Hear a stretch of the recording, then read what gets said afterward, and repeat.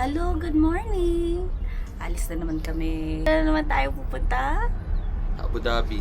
Sa Abu Dhabi. Let's go!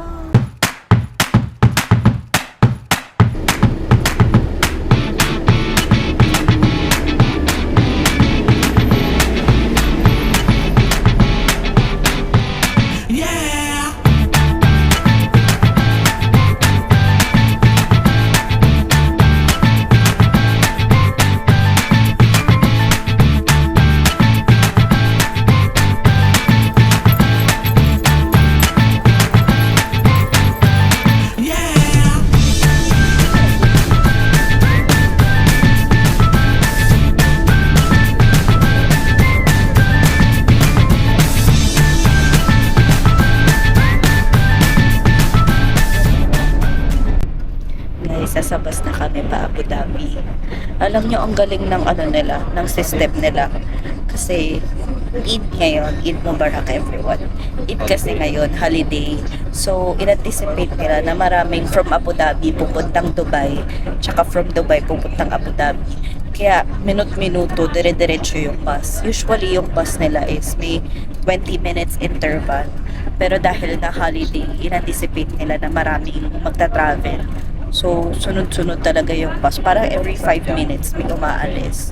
So, ang galing. Sana all na lang. Problema, hindi gumagana yung card niya dun sa...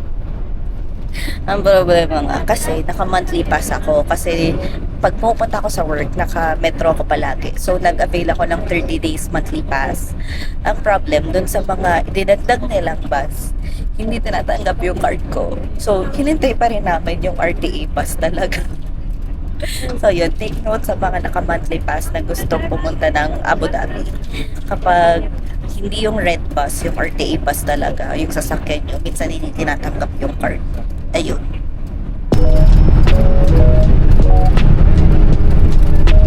Tulog na naman, laging tulog. Eme.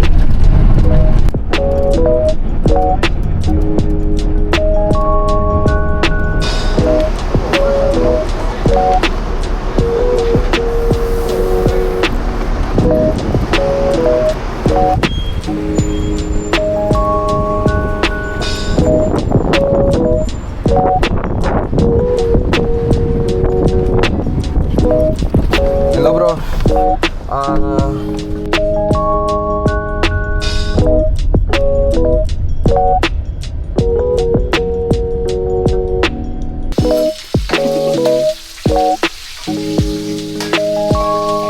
Hello po.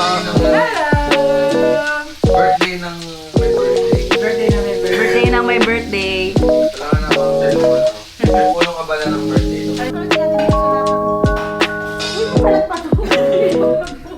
Hindi sabi ko yan pa.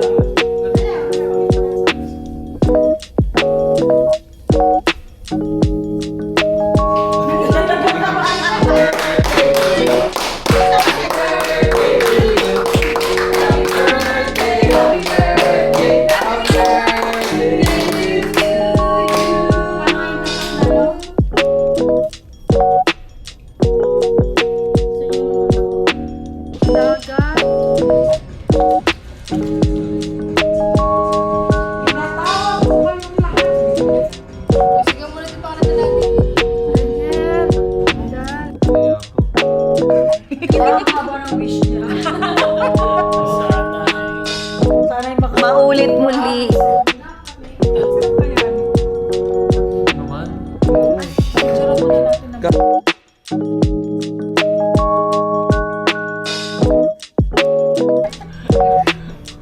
Bawal mag-draw.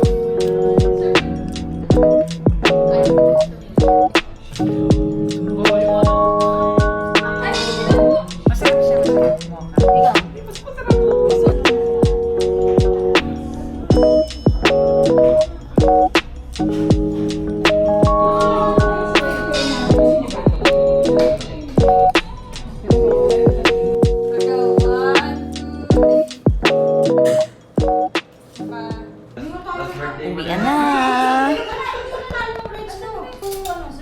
Nakapag-take out. Sharon time. Kanina pa. Balutin mo ako. Hindi yun nagawa ang uso ngayon. Guys, nanalo kami sa blackout. May pamasahin na kami makauwi. Pamasahe na kami pa uwi. 6 na kayo, hindi ko nga alam. Okay, let's go. Tapos, Uwian na. hi, time check. It's now... Anong oras na? It's now 12:48. Kakauwi lang namin. Order kami ng McDo. Hindi na ako nakapag-video nung travel namin pabalik ng Dubai kasi na bad trip ako dito sa lalaking to. Ayun, ayun, ayun. Yan, nakakainis yan. 'Di ba nga, may mga buses na hindi gumagana yung null card. So, ako muna nag-tap. Sabi ko sa kanya, ako muna magta-tap nung sumakay kami ng bus. Tapos, nung kasunod ko na siya, hala, nag-error. Low balance daw siya. Nakakainis. Tapos, may option naman na i-load mo ulit sa phone mo. Kaso, wala na akong data. Ubus na yung data ko. So, hindi din na siya maloloadan. Adi, ang ginawa niya, bumaba muna siya. Nag-load siya dun sa labas kasi meron din namang loading center. Kaso, ang tagal-tagal niya. Alam mo yung feeling na parang iniwan ka ng nanay mo sa cashier. Pero ibang level, guys, kasi pwede siyang maiwan ng bus. No? So, nasa utak ko, nag-tap na ako, pero bababa ko? O, sabihan ko ba yung driver na, wait lang, kuya. Wait lang, dyan ka lang, wag kang aalis. So, parang stress na talaga ako, guys. Alam mo yung parang naiiyak na ako sa inis. Kasi, hindi ko na alam gagawin. Tapos, may mga tao pang sunod-sunod na pumapasok. Syempre, nakasave yung seat sa kanya. Yung iniisip ko na sa utak ko, nasasabihin ko pag papaliwanag na may nakaupo po dyan. Yung mga senaryo, nag-iisip ka na ng mga senaryo sa utak mo.